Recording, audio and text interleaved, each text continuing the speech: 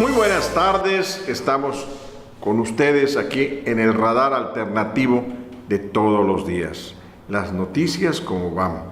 Y lógicamente nos encontramos a la vera de la iglesia de Junucmá, el templo católico de Junucmá, donde se venera a la Virgen de la Concepción, que en primera instancia es titular de la iglesia de Tetis, de mi pueblo, por así decirle.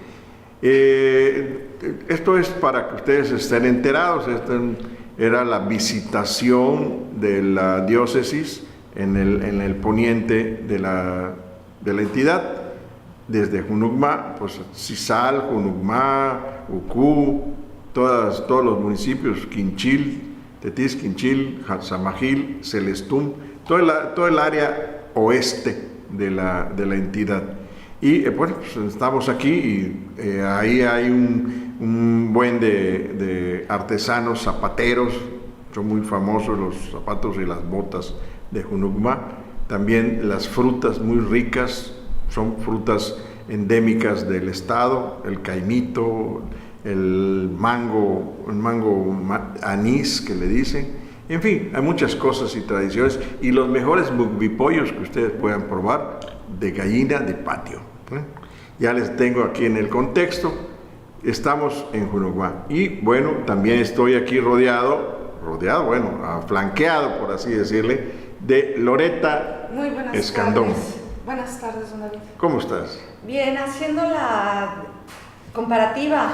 Fer no pudo acompañarnos el día de hoy, tenía unos compromisos profesionales. Maquiladores, que le dicen por ahí, pero viene usted y nos da lecciones acerca de iglesias, y viene Fer y nos da lecciones acerca de bailarinas. De cantinas. Bueno, cada quien su tendencia. Y también me acompaña nada más y nada menos la de los ojitos dormilones, May Cuevas. Ya no son azules. Bueno, es que le estaba chuleando el color de sus ojos, es una belleza. Bien, pues vamos a comenzar las noticias y comenzamos con las locales. Muchísimas gracias. Y en Yucatán funcionan unas 80 empresas de seguridad privada que están registradas por las autoridades estatales, pero se desconoce el número de elementos que las conforman, según refirió el fiscal del estado, Ariel Aldecuacuc, que desconoce cuántas están en regla. El funcionario estatal señaló que la ley establece una serie de requerimientos para las empresas que prestan sus servicios, así como los requerimientos de capacitación y los filtros en la selección de personal. Sin embargo, dijo desconocer qué número de elementos están bajo la responsabilidad de estas empresas y cuántas de estas han sido sancionadas o denunciadas por infracciones o acciones de incumplimiento. Y para brindar seguridad alimentaria e incentivar la productividad de las mujeres del Cono Sur, el Sistema para el Desarrollo Integral de la Familia, el DIF estatal, a través del esquema Comunidad DIF Ferente, dotó de 1,340 aves de engorda a 67 beneficiarias en 5 comisarías de Tzuncacab, acompañado de la presidenta del DIF sede, Abigail Avilés Tut, y de la comediante regional Salomé Sansores Chepita.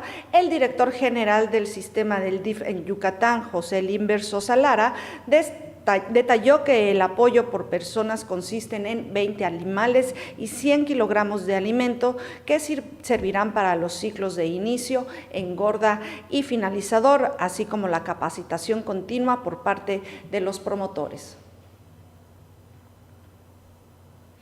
El proyecto Libraria, único en su tipo en el ámbito de universidades públicas, está superando expectativas, y es que luego de haberse planeado como público una meta de 6,000 estudiantes de un solo campus, se está extendiendo hacia otros planteles. La coordinadora del proyecto, Eloísa Alcocer Vázquez, manifestó que ha sido positivo el movimiento e interés en torno al proyecto, que incluye distintas actividades para fomentar la lectura, como son el intercambio de libros, tertulias, pláticas y la creación de zonas lectoras.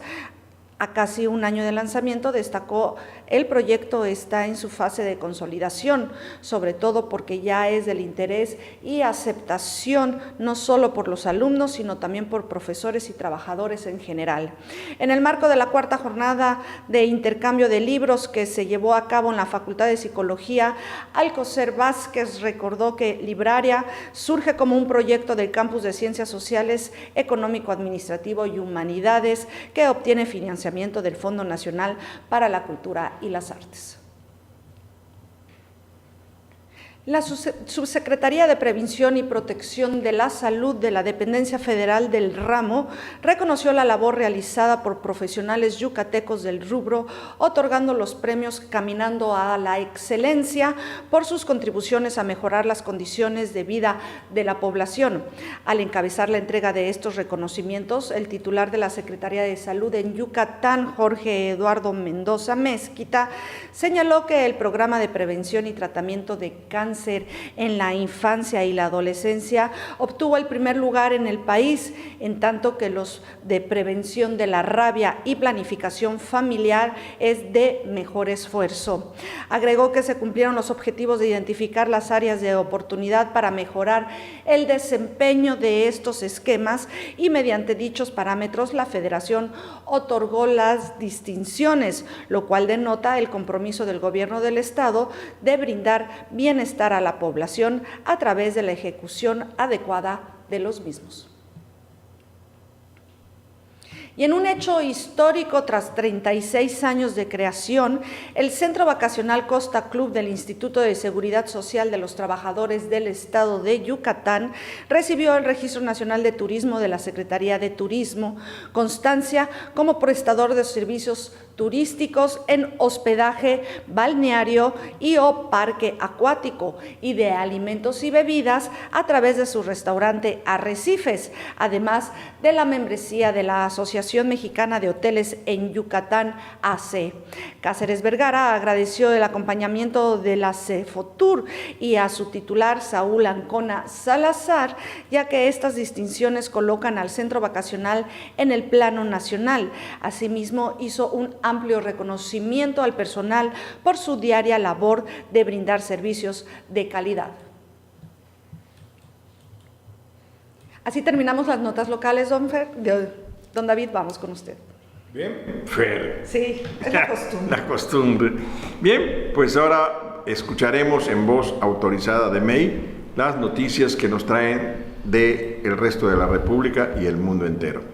Adelante, May. Bien, pues en un artículo de opinión escrito para el diario canadiense The Globe and Mail, el presidente Enrique Peña Nieto aseguró que la situación que vive América del Norte exige una revitalización.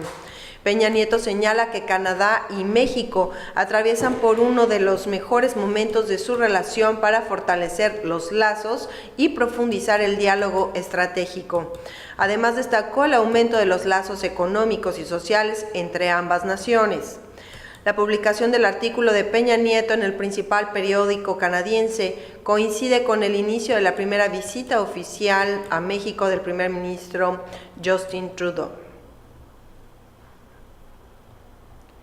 Ninguna de las recompensas ofrecidas desde el 2013 por la Procuraduría General de la República fueron cobradas, revela la dependencia.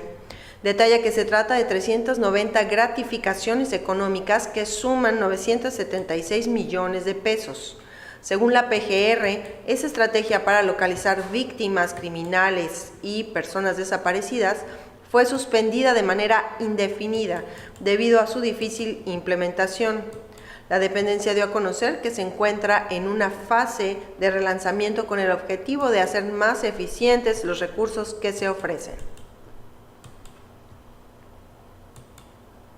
La ex primera dama Margarita Zavala se registró ante el Instituto Nacional Electoral como aspirante a candidata independiente a la presidencia de la República. Al salir de las oficinas del INE, Zavala aseguró que su proyecto será cercano a los ciudadanos libres, sin simulaciones o presiones políticas. Este proyecto es un llamado a los ciudadanos y depende de los ciudadanos, no del dedazo de un presidente, ni del capricho personal de un iluminado, ni de un arreglo popular. Hoy inicia un movimiento de mexicanos libres. Vamos a demostrar que se puede hacer política sin simulación, sin dobles discursos, sin mentiras, dijo Margarita.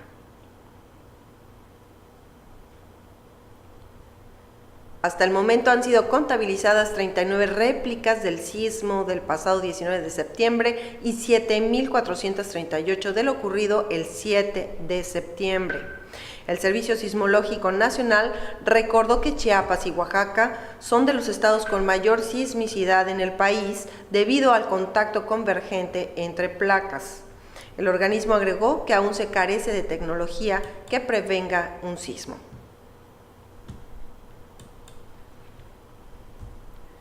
En notas internacionales, el presidente estadounidense Donald Trump firmó una orden ejecutiva con la que se podrían eludir regulaciones impuestas por la ley de salud conocida como Obamacare. Los cambios no llegarán hasta que las agencias federales adopten las regulaciones, un proceso que podría tardar meses. Trump desarrolla reglas que ampliarían el acceso a seguros menos costosos a los beneficiarios. La nueva orden de Trump podría facilitar que las pequeñas empresas adquieran seguros a través de nuevas entidades conocidas como planes de salud de asociación.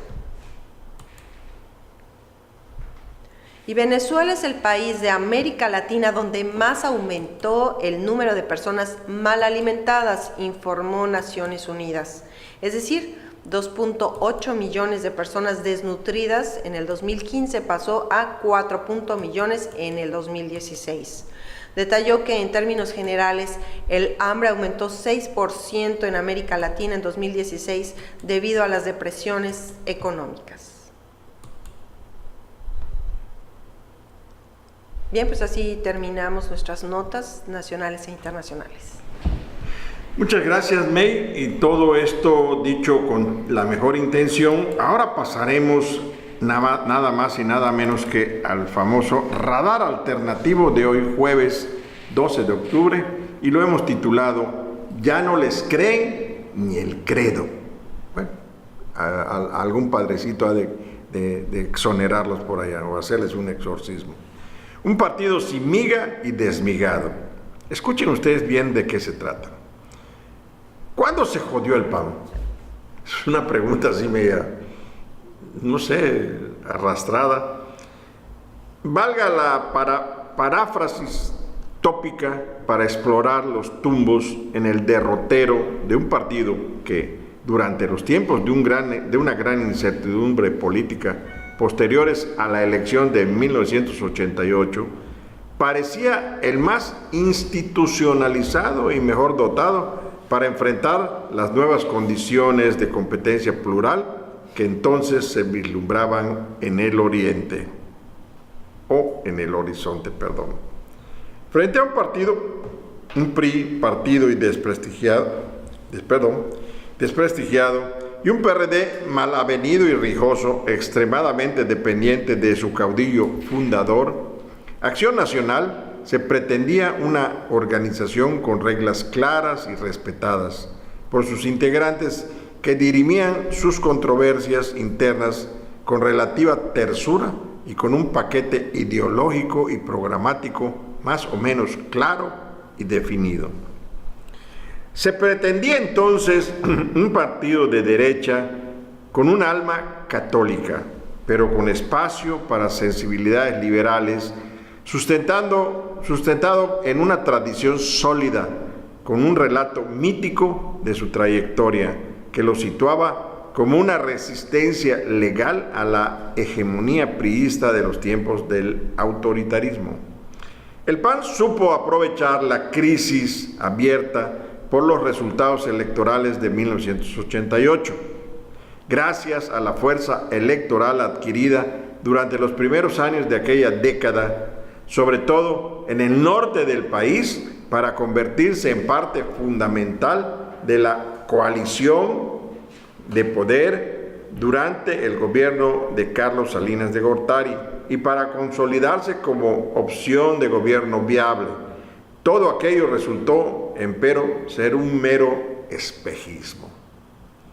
Si bien la fundación del PAN se remonta a 1939, con la salida de los banqueros del entonces el PRN, o sea, el Partido Nacional Revolucionario, que le dio sustento posteriormente al PRI, durante sus primeros años de vida del PAN, no fue otra cosa que un pequeño grupo testimonial, a pesar de la presencia de intelectuales de fuste como el patriarca Manuel Gómez Morín, que había sido el director del Banco de México del gobierno de aquel entonces, y el cofundador social cristiano, el señor Efraín González Luna.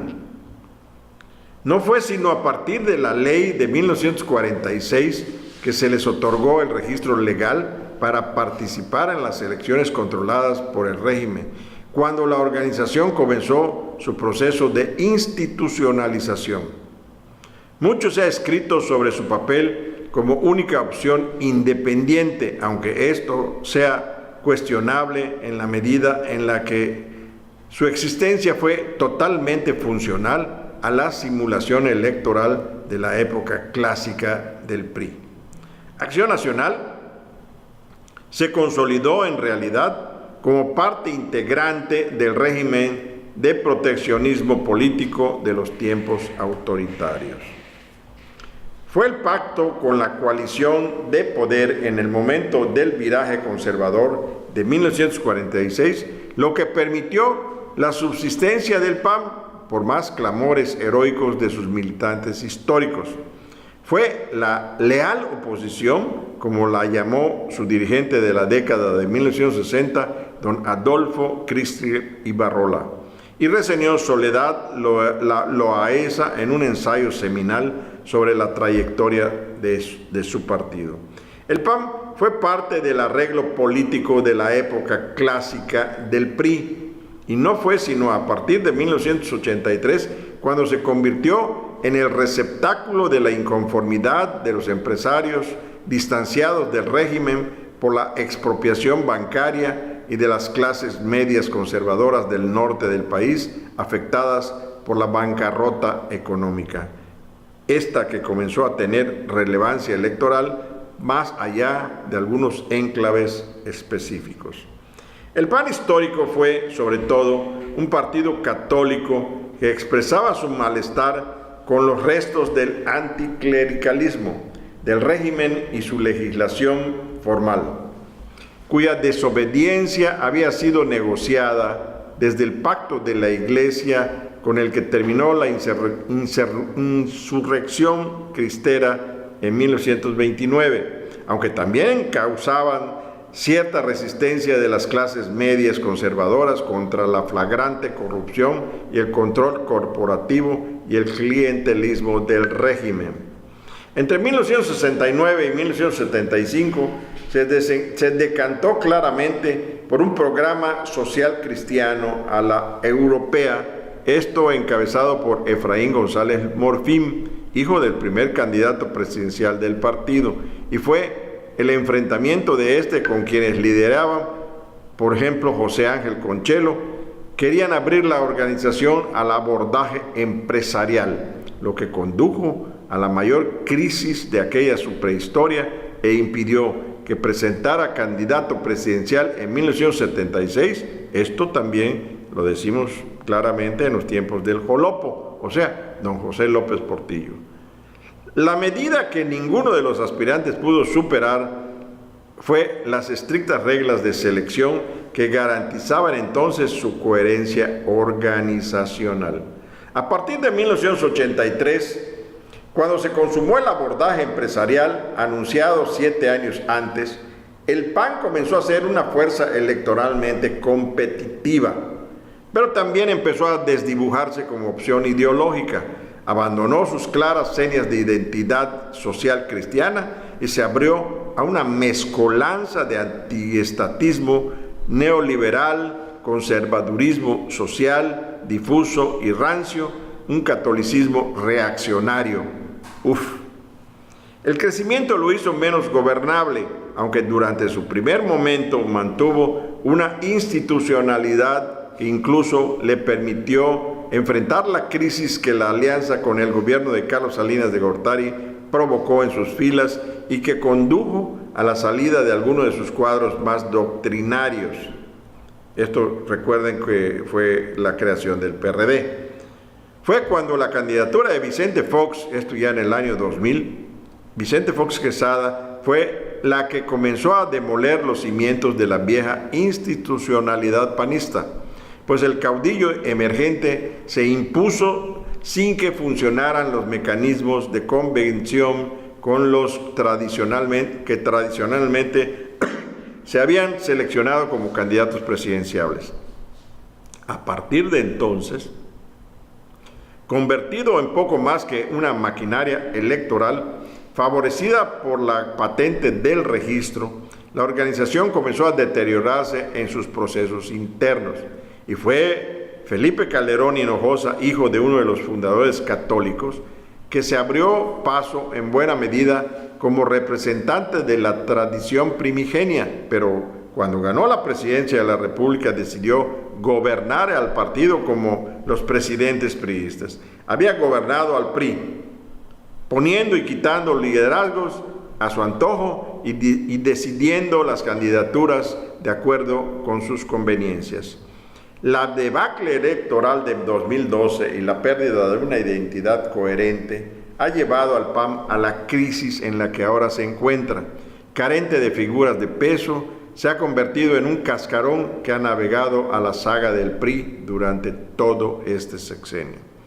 Aunque ha sabido aprovechar el descontento en importantes elecciones locales, aliado a los restos del PRD, a punto de su propio naufragio y a la deriva, ofrece ahora sí un cambio de régimen con el objetivo del frente en el que se ha subsumido, pero cuando tuvo el poder no hizo sino apuntalar al corporativismo, el clientelismo y el sistema de botín que ha garantizado el arreglo estatal mexicano. Con el liderazgo enclenque y por ello arbitrario, incapaz de competir sin el salvavidas de la alianza, atrapado comienza a desmigarse, aunque hace mucho tiempo que se ha perdido toda esa miga.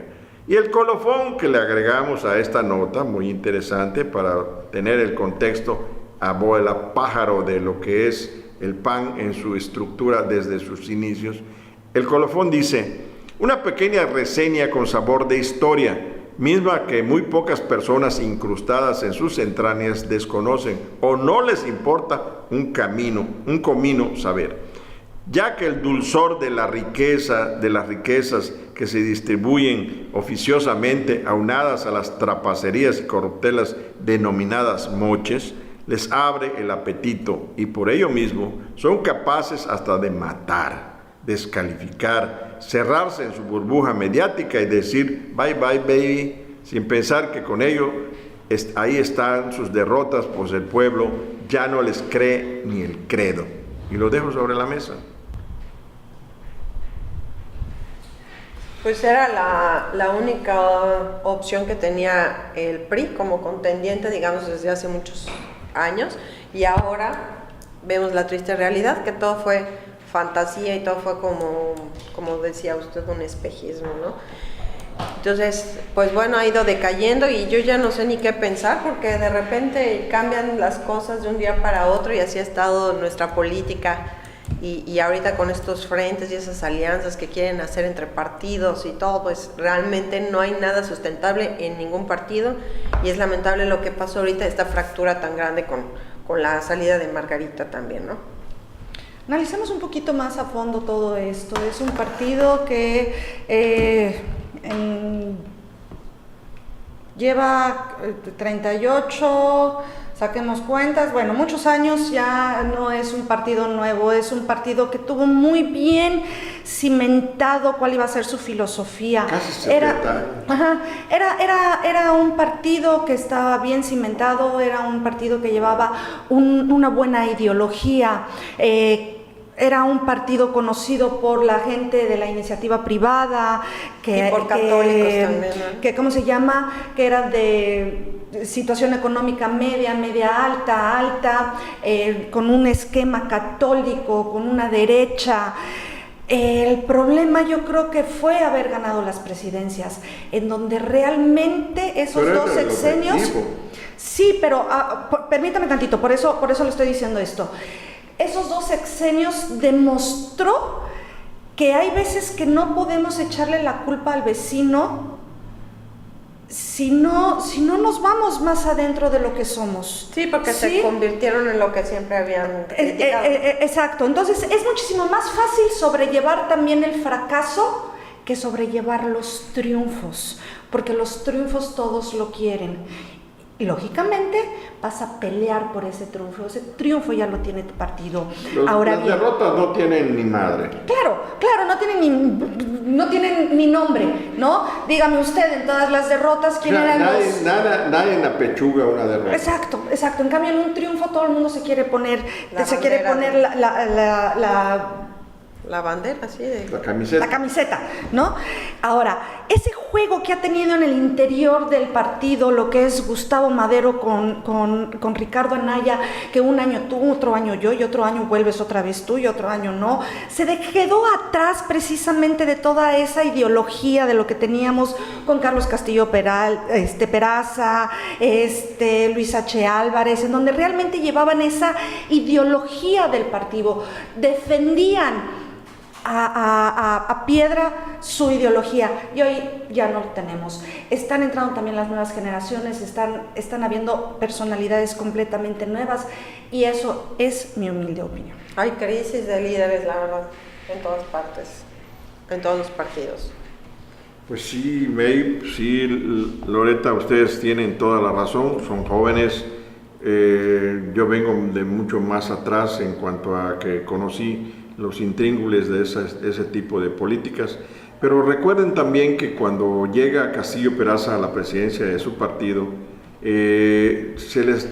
estaba como presidente de la República Carlos Salinas de Gortari, y se les conoció a ellos dos, al jefe Diego y a Carlos Castillo Peraza, como las ardillas de los pinos. Se empezaron a pegar y a estar buscando más que nada el poder por el poder, y esto los ha degenerado aún más. Los pleitos internos que tienen, como el de ahorita con Margarita y con todos, los ha llevado a la debacle. ¿Por qué? Porque simple y sencillamente los panistas de cepa, o sea, los panistas antiguos, ya no creen en estas nuevas generaciones y están haciendo todos los amarres habidos y por haber. ¿Por qué? Porque han probado las mieles del poder. Las mieles del poder son riquísimas. ¿Por qué? Porque ahí está la estructura económica, ahí está la estructura del mando, ahí hay muchas cosas que todo esto les repercute en su manera de pensar, y ya no están pensando en la ideología, que eso es lo que ya no hay, ya no existe, la cuestión ideológica de un partido. Esto se creó, lo fueron llevando a buen término, tuvieron sus ideólogos, pero simple y sencillamente la ambición por el poder es lo que acaba con todo. Bueno, esto es lo que nosotros pensamos. No sé, ¿ustedes tienen alguna opinión más al respecto? No, ya está. Así está, sí, corruptibles. Bueno, para no meternos más en Honduras, simple y sencillamente retrotrajimos un poquito de la historia de cómo se formó el Partido de Acción Nacional y lo que está sucediendo actualmente. Porque muchas de las gentes jóvenes, como lo decimos en el colofón, desconocen la realidad de un partido que tuvo su historia, que debió haberse preservado, debió haber alcanzado el poder mediante presencia escénica electoral y todo, pero se descuidaron y todo a la basura. Bueno, muchas gracias May, muchas gracias Loreta, gracias, por estar en este radar alternativo de hoy jueves, y les decimos que mañana también vamos a estar con ustedes, dado que nuestro conductor estrella está maquilando por allá todo, rico. Muchas gracias y nos vemos mañana.